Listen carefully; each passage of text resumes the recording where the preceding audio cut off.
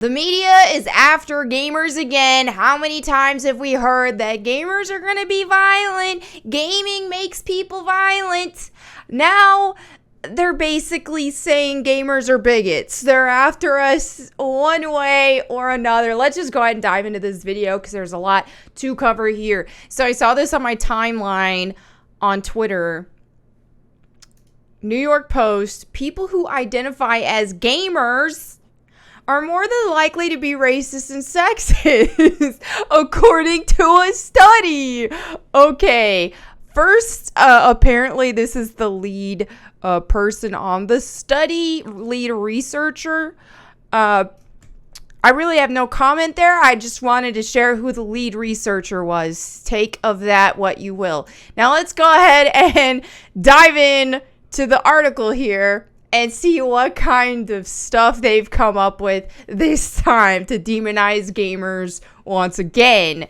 All right, a new study reveals that people who identify as gamers are more likely to exhibit extreme behaviors such as racism and sexism, while toxicity and radicalization have long been associated with gaming culture. The study right here, gosh, I ain't got time for that, released last week by Take This, a nonprofit mental health organization working with the gaming industry and community. Okay, like that doesn't surprise me. Nobody hates gaming more than people in the gaming industry and journalists. So, of course, they'd be working together on this. All right, showed just how easily gamer identity can take over a person's life and where that can lead. When the gamer identity is core to who you are as a person, that seems to reflect what we call toxic gamer culture. Tends to reflect more exclusion than inclusion. So things like racism and sexism and misogyny, research director Dr. Rachel Cowart told Vice Media. Why is it always, it's always from people that are just like, oh, you're so exclusionary, so much gatekeeping, so much this and that, and they act like they want to be included. And then once they get like the Anita Sarkeesian type effect, then all of a sudden they just want to attack us and tell us that we're all terrible people and bigots and this, that, and the other. And then why aren't you including me? Or they'll say, oh, include me, include this, include that. And then people who normally weren't gamers get into our hobby and hijack it, completely transform things. Look what's happened with the gaming industry in general. I don't even, like the majority of AAA titles now, they're all super easy. They're designed for like the lowest common denominator of people who call themselves gamers who actually traditionally weren't gamers. And the entire scene has shifted and changed to accommodate them. So games that we used to take pride in being difficult and overcoming and challenging and or just smack talking in lobbies and having fun with one another because hey, we're all gamers. We know the game. We know how it is. We dish it, we take it, all of that. But instead of accommodating us who are actually in it, the games have started to accommodate this lowest common denominator of people who don't actually really like gaming that much even. And if they do play a game, they just want to watch an interactive story and be done with it. And they want it to be done in like 5 hours. How many of these people, and especially like gaming journalists, are constantly saying, we need more games that are only 5 hours or less. Like games are too long. They don't even like games. And this is who they're trying to appeal to. All right, let's continue. All these things that we know exist in gaming spaces seems to be internalized by those who very closely identify as being a part of the community, Cowart said. In 2019, it was revealed by the Anti-Defamation League that 1 in 10 young gamers between the ages of 13 and 17 had been exposed to white supremacist ideology. This is a joke. According to ADL research, far-right extremists use gaming communities as a hunting ground. Communities such as Steam, Discord are allegedly popular with white supremacists.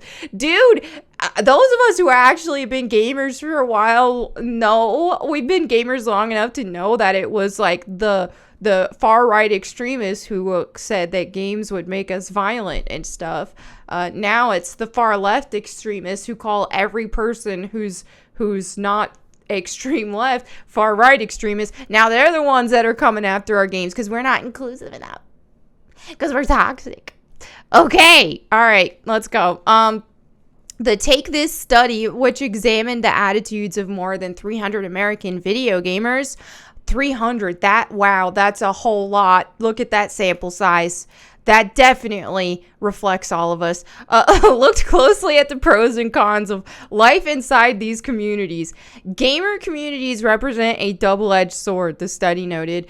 On the one hand, they may provide a sense of connection and purpose for individuals who suffer from loneliness and insecurity. Absolutely. Like, if you want to be included somewhere and you want to be in a space of a lot of nice people who will take you under their wing and adopt you and teach you things and give you free gear, play an MMO. There are so many MMOs out there. I mean, like Final Fantasy Online, like play that, because you hop in that game, people are just waiting for newbies to adopt and to help and to teach. They love it.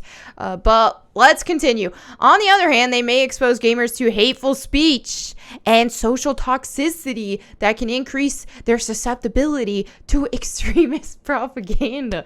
This whole hateful speech stuff, it's freaking smack talk. Like, everybody always says this, and it's true.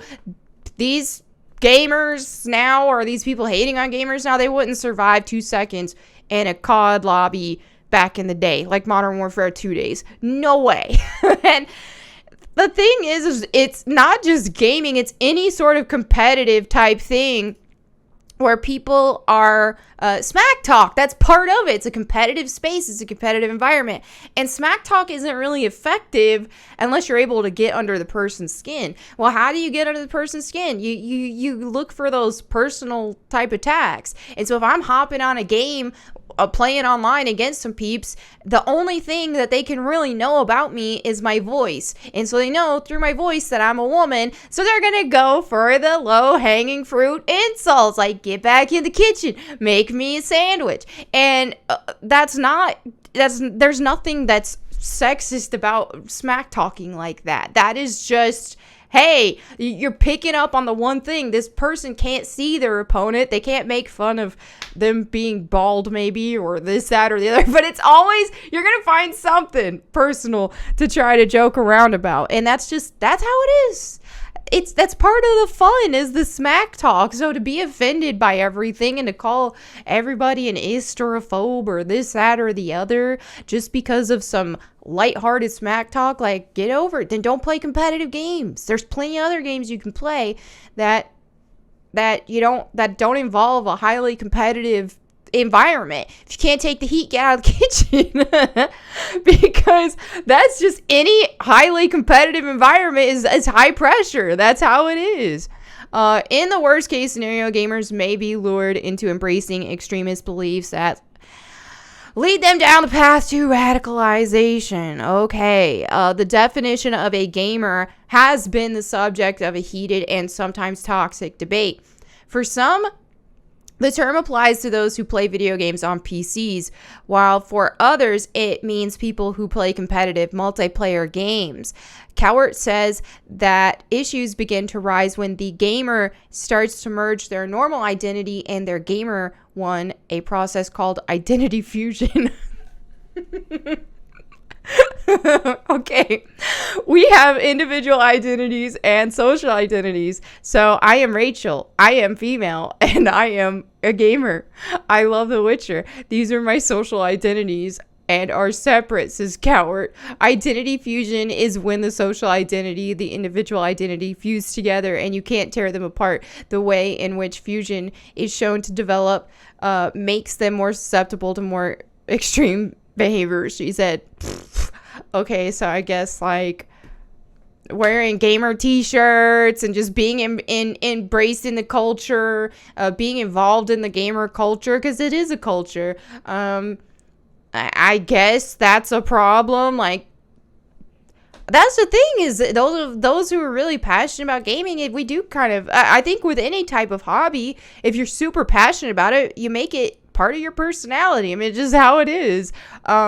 So yeah, it wouldn't be healthy to make being a gamer your entire personality, but that's usually not the case with people. But being a gamer and being a nerd, wearing cosplays, wearing gamer t-shirts, beanies, this, that, or the other, or letting that be a part of your identity, I don't see how that's an issue. But all right. The study found that players of Call of Duty were more likely to be racist and misogynistic than those who played Minecraft. This can vary across communities depending on what kind of people you are spending a lot of your time with, says Cowart.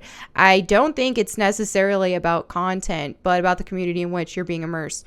Cowart also advised not to read too heavily into the study, saying that the topic of video games have long been sensationalized by the media and that she worries her research will be taken out of context. I think that games are wonderful places that have more positive things to offer than negative things across the board, she said. Okay, well, dude, these ads, what the crap?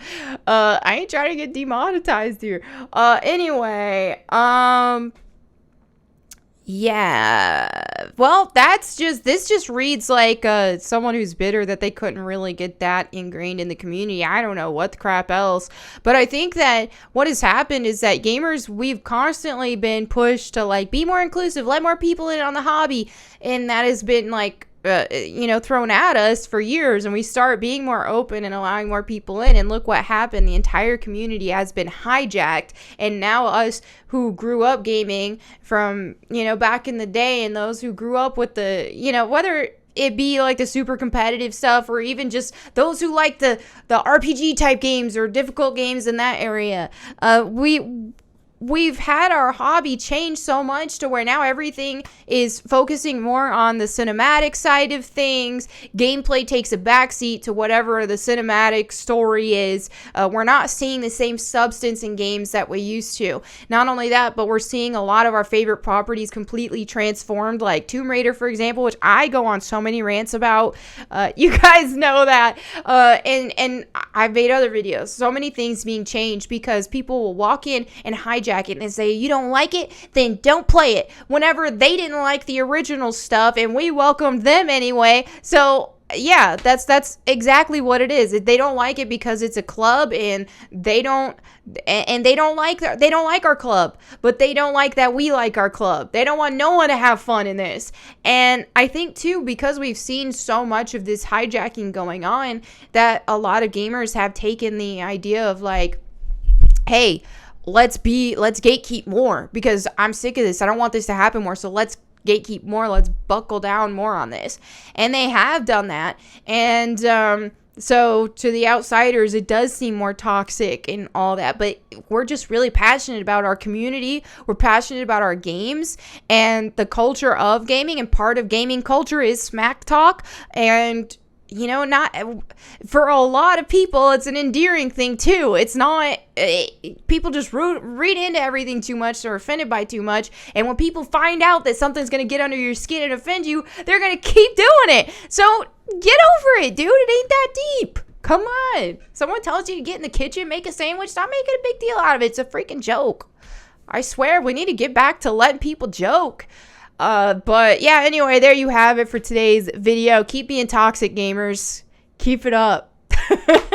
But yeah, before I go, I wanted to tell you guys if you notice here in my Goku costume, my code MAC for G Fuel is boosted to 30% off now through the 31st, so you can stock up on some G Fuel. They just announced their Dragon Ball Z flavors. There's 3 different ones, so you can check out the wait list for that and everything else at gfuel.com. But anyway, thank you all so much for hanging out with me today. I'll catch you next time, and in the meantime, go boom.